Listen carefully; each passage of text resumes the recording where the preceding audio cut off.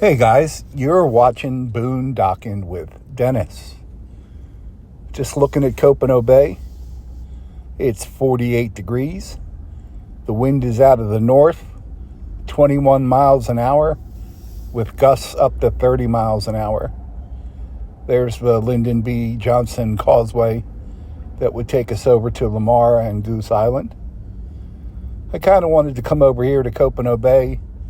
I was reading about it online last night, a little bit of the history. A few minutes ago, through an opening in the sky, I got to see the moon. And the moon is in its waxing gibbous stage. And I found a new feature. It tells you how bright the moon is. And it says it was at 63% illumination. So it's nice when I can read something online and then look up and there's the moon on a cloudy day, you know. Copano, the town of Copano, was on the back side of the bay, about 5 miles north of where Bayside, Texas is now.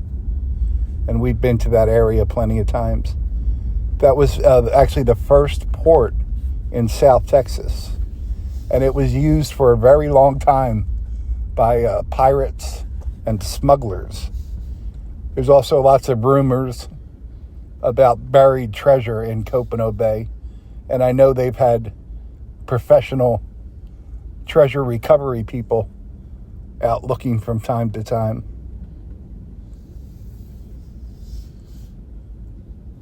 Right around the 1800s, the Spanish took over the port and used it. It was really a big deal during the Civil War. The Confederates used that port, and it was a very active port until about, I think it said 1864, when it was bombarded by Union cavalry. There still remains over there, but you need a boat to see them.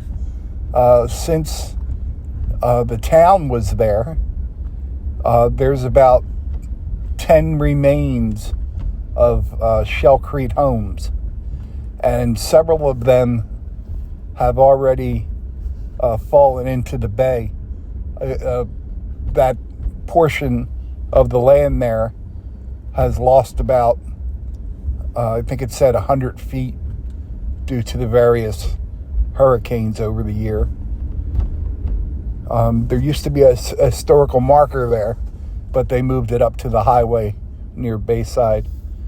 It would be very cool if there was a road going down to those remains and they had little historical placards and markers set up, because I'd be very interested in going there and checking things out. Copano Bay is on our left. Further to the right is Aransas Bay, and then up around the back side of Goose Island State Park, is St. Charles Bay. I'm going to drink some of my water.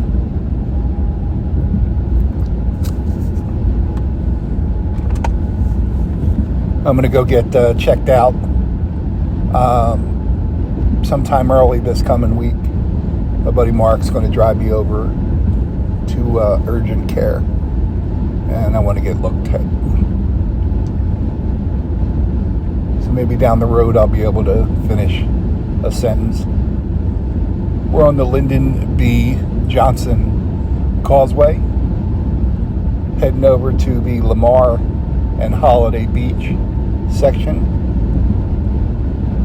Sorry, the horizon is crooked. If you notice, the road is level, and that's what my camera focuses on, but the horizon is pretty crooked, so I apologize. Nothing around here is level. Really overcast, but We were supposed to get heavy rain all day, so this isn't too bad at all things considering. When we get over here, we'll make a right. Excuse me. Like we're going to head down to Goose Island State Park. Man, that motorcycle came up quick. I'm going 60. So he's got to be going 90. These kids today and their rock and roll, I'll tell you. Everyone's in a hurry. Do your thing, buddy. I just hope I don't pass you while you're in a heap up here somewhere. Motorcycles aren't always easy to see. Yeah, the road kind of leveled out now. Huh. Maybe it's just slanted right there. I don't know. We're going to make a right up here.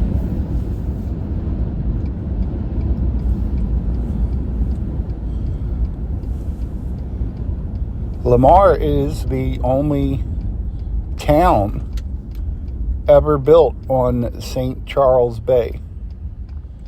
And St. Charles Bay used to be the hunting grounds of the Karankawa Indians that have a pretty good history through this area. It's hard to tell what is true about the Karankawa and what is myth and what is gossip. But they were supposed to be the average height of 6'6". They were rumored to be cannibalistic. That's rather controversial if that was true or not. Might as well hit up the dad joke button, huh? You guys ready? Today, my son asked, "Can I have a bookmark?" And I burst into tears. 11 years old, and he still doesn't know my name is Brian. Solid joke, but we just heard it. Let's give him another shot. A waitress said to me, "Careful, that plate is hot." I said, "It's okay, so am I." All right. I think another week and we might retire the dad joke button for another few months. He seems to be repeating himself. You got a pretty good shot of seeing white-tailed deer when we come over here. Matter of fact, there were just some on the right there. Of course, out of camera range.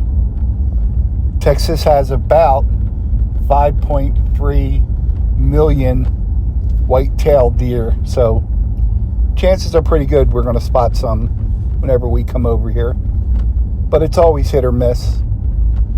Sometimes there's 50 of them. Sometimes we don't see any.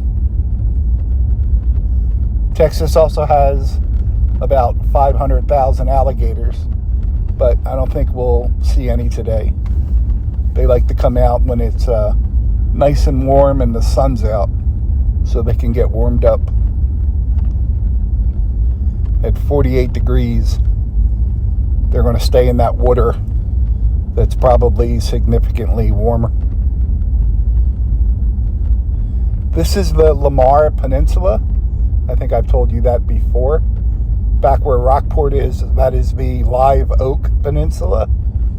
And I always say across the bay here, when we're at St. Charles Bay, the Aransas National Wildlife Refuge is right over there.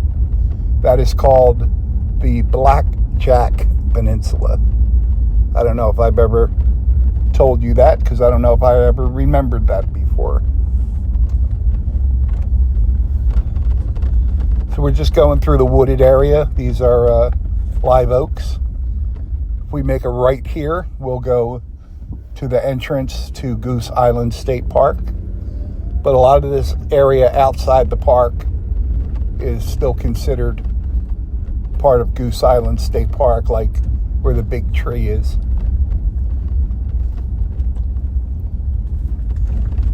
We're going to take this all the way down to the water and make a right.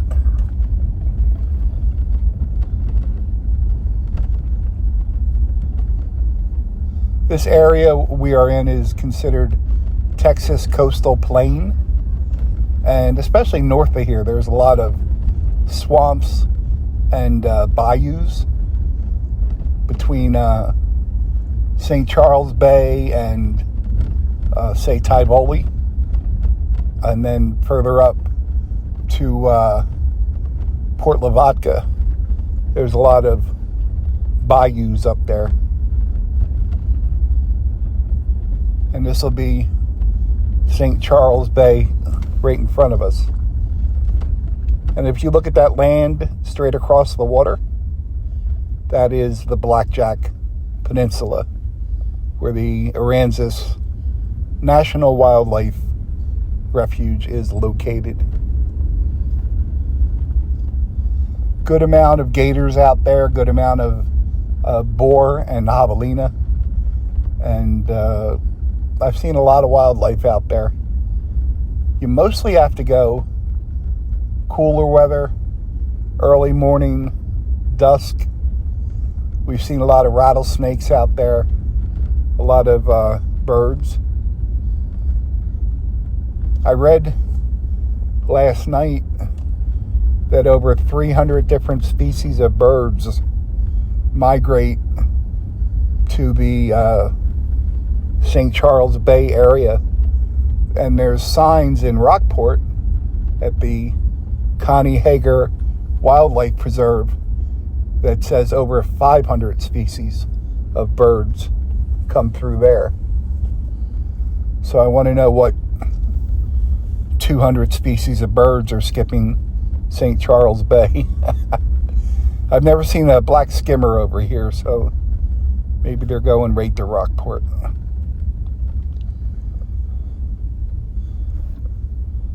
There are some whooping cranes to our left, so that's what they're pulled over and looking at. No gators at the pond.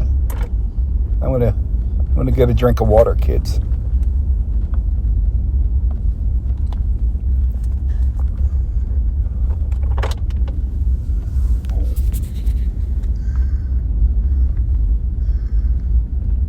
Looks like the weather has chased away quite a few birders today. I guess it's better to look at the birds when it's 60 degrees. There's a bunch of cars pulled over up here. Whenever I see cars pulled over on this road, I'm always looking to see what they're looking at. And I don't see anything. They're not looking at anything. Maybe they just thought that was a good place to stop. Kind of odd that there's no... This is the road that we go up. This is the field with the whooping cranes. And there's a good amount right there. See them? I think we might... excuse me. I think we might stop and give you a little sideways view of the whooping cranes. There you go, guys. That's a puddle left from the rain. That's not usually here. And there's a few deer for you that I saw just as I was leaving the area. Thanks for riding along today, guys. Thanks for watching.